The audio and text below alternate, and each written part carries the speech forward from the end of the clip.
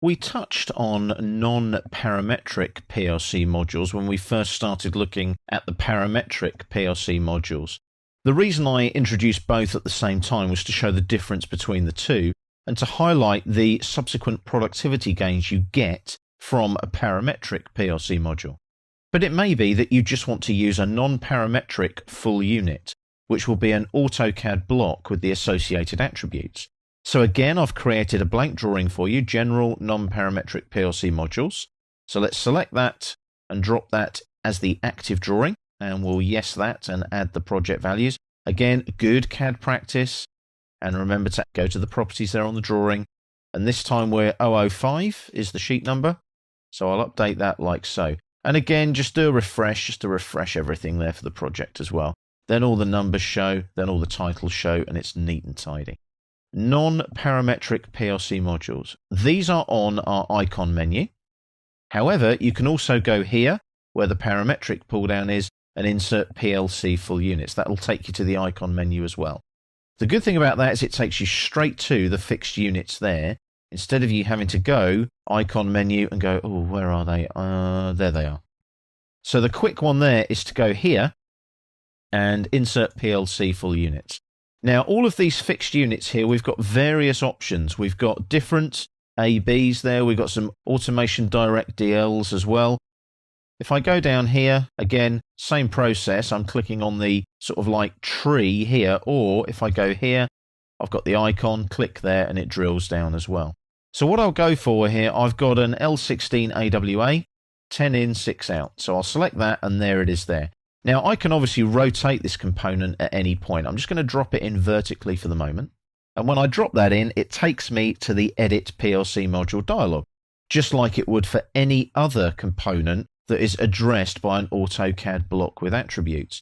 So we'll call this PLC 001.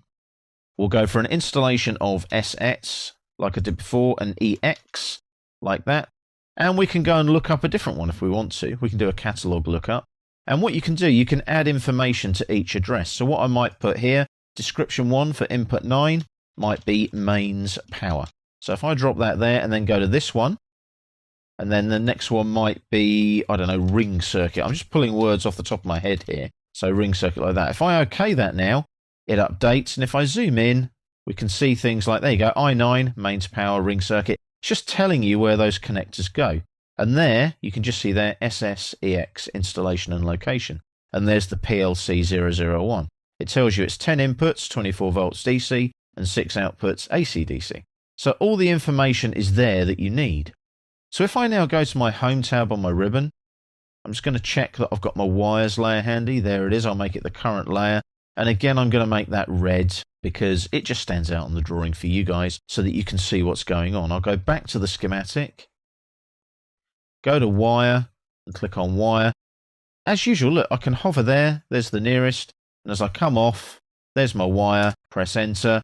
If I come this side, nearest there, I can go nearest there if I want to and click and drag. And the wire comes off. Press enter and hit escape a couple of times to finish.